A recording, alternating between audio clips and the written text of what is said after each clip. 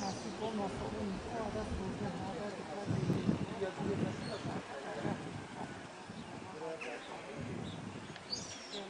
Tam okula giderken bakmıştık şansını kaybediyor. Belki bir yani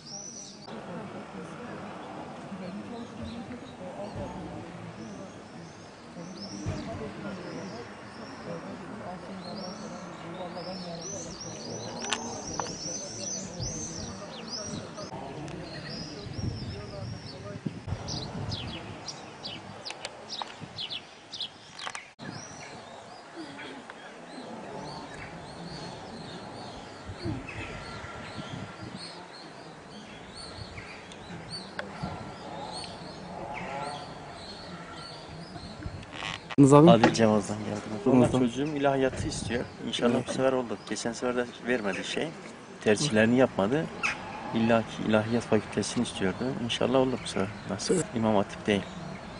Lise mezunudur. Kendi iradesidir. Çocuklarımı hiç yapmadım, yönlendirmedim. Kendi isteklerine doğrultusunda hani kendileri istiyor.